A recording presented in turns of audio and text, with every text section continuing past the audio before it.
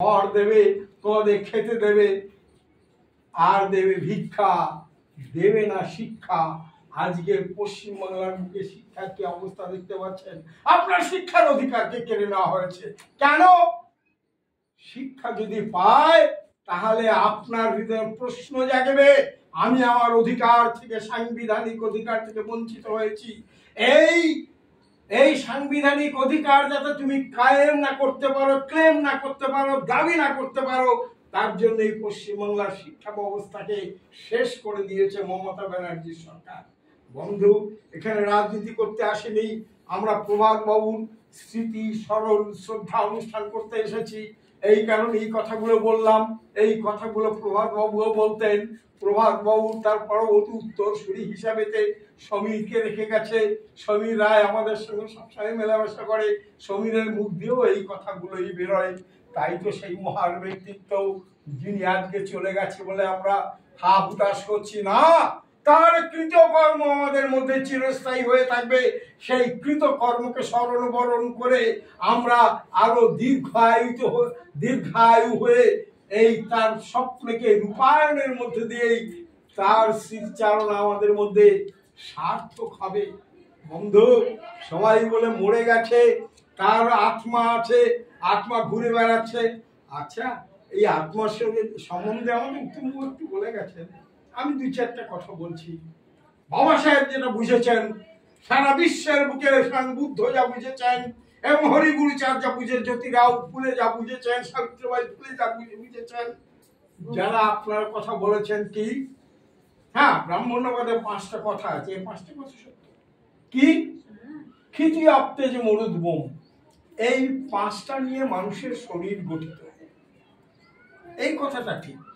ক্ষিতি অপ্তেজ মরুদ্বোম, আমার ভিতরে মাটি আছে, আমার ভিতরে জল আছে, আমার ভিতরে বায়ু আছে, এই 5টা জিনিসই আমার ভিতরে আছে।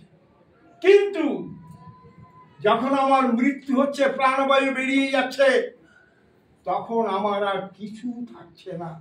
ব্রাহ্মণ্যবাদ এখানেই বলছে তোমার পরজন্মে তুমি কুত্তা হবে, মাসি হবে, অথবা স্বর্গে যাবে, নরকে যাবে, ইত্যাদি ইত্যাদি করে করে পাহাড় প্রমাণ গ্রন্থ রচনা করেছে। এইগুলো ফেক। আজকে যখন মারা যায় একটা মানুষ, তাকে যখন দাহ করা হয়, আপনি দেখেছেন তার শরীর থেকে প্রচুর জল বেরোয়, যেটা বাষ্প হয়ে আকাশে উড়ে গিয়ে আবার মেঘের সঙ্গে মিশে গিয়ে বৃষ্টিপাত হয়ে জলে, নদীতে, সাগরে, পুকুরে, বিভিন্ন জায়গায় মিশে যায়। এটা হচ্ছে ক্ষিতি অপ্তেজ মরুদ্বোমের মধ্যে একটা আমার শরীরের মধ্যে। আবার আমার শরীরটা যখন দাহ হয়ে যায়, ছাই হয়ে যায়, ওই যে গর্গ একটা গান গেয়েছিল, মানুষ মরে গেলে কি হয়, পুরাই দিলে ছাই পড়ে থাকবে, মানুষের জীবনের কোনো মূল্য নেই। আসল কথা হচ্ছে কি, আপনার যখন শরীরটা ছাই হয়ে গেল, সেই ছাইটা কি আবার সেই মাটিতেই মিশে যাবে। এটা হচ্ছে ক্ষিতি। ক্ষিতি মানে মাটি, মৃত্তিকা। আমার শরীর আবার মাটিতেই মিশে যাচ্ছে। আমার ভিতরে শক্তি আছে, তেজ আছে, এই হচ্ছে ক্ষিতি অপ্তেজ। তেজ আছে বলে এখন আমি কথা বলতে পারছি, ঘাট নাড়তে পারছি, এই হলো তেজ। আমার মৃত্যুর পরে এই তেজ আর থাকবে না। তেজ সেই মহা তেজের সঙ্গে মিশে যাবে। এমনি করেই 5টা জিনিসের দিয়ে আমার শরীর গঠিত। আমার মৃত্যুর পরে সেই 5টা জিনিস যথাস্থানে চলে যাবে। মৃত্যুর পরে পরজন্ম বলে কিছু নেই। এই পরজন্মের লোক দেখি আপনাকে শোষণ করছে। ব্রহ্ম বলে আপনাকে বলছি কি, ব্রহ্ম সত্য জগৎ মিথ্যা। ব্রাহ্মণ্যবাদের আপনারা শুনেছেন, ব্রহ্ম সত্য জগৎ মিথ্যা। কত বড় মিথ্যাচার! এই জগৎটা মিথ্যা, তাহলে আপনি মিথ্যা, এরা সবাই মিথ্যা, আমরা সবাই মিথ্যা, জগৎটাই মিথ্যা। আমার হরিগুরুচাঁদ এর বিরুদ্ধে দারুণ ভাবে গর্জে উঠেছেন। আরে ব্রহ্মসত্য, ব্রহ্মকে কে দেখেছে? কোথায় তোমার ব্রহ্ম থাকে? মানুষ যখন থাকলো না, তখন তার দেহের আর কিছুই থাকে না। পরজন্ম টর্ম বলে কিছু নেই। বাবা সাহেব দৃঢ় কণ্ঠে বলেছেন, পরজন্ম বলে কিছু নেই। যদি তাই থাকবে, এইবার আসুন সাহিত্য জগতে। যখন ক্ষুদিরামের ফাঁসি হয়ে গেল, সে আর কতদিন আগে, তখন বিভিন্ন ভাষায় বহু গান কবিতা লেখা হয়েছে। ৩৩ কোটি মোরা নহি কবুহীন, হতে পারি দিন তবু নহি মোরা ক্ষীণ। তাহলে সেই সময় আমার ভারতবর্ষে ৩৩ কোটি মানুষ ছিল। আবার ক্ষুদিরামের গানে কি বলো? ১৩,৩৩,০০,০০,০০০ রইল মাতর বেটা বেটি, তাদের নিয়ে ঘর করিস দিয়ে পাখি। তাহলে সেখানেও বলা হয়েছে ১৩,৩৩,০০,০০০ মানুষ ছিল ভারতবর্ষের বুকে। তাহলে ১৩,৩৩,০০,০০০ মরে গিয়ে ওই ১৩,৩৩,০০,০০০ ব্রহ্ম বা পরজন্য থাকবে।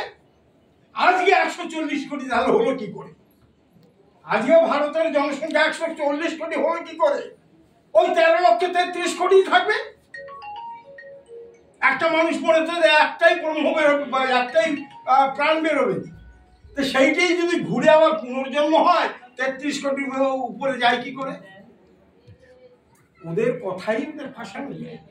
কিন্তু ব্রাহ্মণ্যবাদকে আমাদের রক্তমজ্জে এমন ভাবে ঢুকিয়ে দেওয়া হয়েছে যে আমরা তার থেকে বেরিয়ে আসতে পারছি না।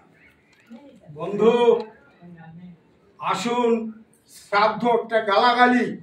মাঠে দেখবেন ছেলেরা যখন ফুটবল খেলে, বিভিন্ন জায়গায় তাস খেলছে, সেটাও দেখেছি। এই ঝগড়াঝাটি হচ্ছে একটুখানি, তোর বাপের শ্রাদ্ধ দেখিয়ে দেবো, এটা একটা গালাগালি না? তোর বাপের শ্রাদ্ধ দেখিয়ে দেবো, এটা গালাগালি না? তাই আমরা শ্রাদ্ধ করি না। আমার বাবাকে আমি গালাগালি দেবো না, আমি তাকে শ্রদ্ধা নিবেদন করব। তাই তার স্মৃতি স্মরণ শ্রদ্ধা অনুষ্ঠানে আমরা সবাই উপস্থিত হয়েছি। আসুন আমরা সবাই মিলে সেই লোকটাকে, অর্থাৎ প্রয়াত